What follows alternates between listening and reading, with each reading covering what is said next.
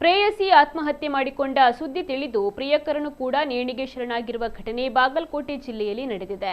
19 ವರ್ಷದ ಪವಿತ್ರ ಒಂಟಿ ಮತ್ತು ಆಕೆಯ ಪ್ರಿಯಕರ 19 ವರ್ಷದ ಕಾರ್ತಿಕ್ ನಾಯ್ಕ್ ಆತ್ಮಹತ್ಯೆ ಮಾಡಿಕೊಂಡ ಜೋಡಿಗಳು ಮಂಗಳವಾರ ಇವರಿಬ್ಬರ ಮಧ್ಯೆ ವೈಮನಸ್ಸಿನಿಂದ ಜಗಳ ನಡೆದಿತ್ತು. ಇದಾದ ಬಳಿಕ ಮನನೊಂದು ಪವಿತ್ರ ಮನೆಯಲ್ಲಿ ನೇಣಿಗೆ ಶರಣಾಗಿದ್ದಾಳೆ. ಈ ಸುದ್ದಿ ಕೇಳಿದ ನಂತರ ಮನನೊಂದು ಪ್ರಿಯಕರ ಕಾರ್ತಿಕ್ ಕೂಡ ನೇಣು ಹಾಕಿಕೊಂಡು ಆತ್ಮಹತ್ಯೆ ಮಾಡಿಕೊಂಡಿದ್ದಾನೆ. ಘಟನಾ ಸ್ಥಳಕ್ಕೆ ಪೊಲೀಸರು ಭೇಟಿ ನೀಡಿ ಪರಿಶೀಲನೆಯನ್ನು ನಡೆಸಿದ್ದಾರೆ.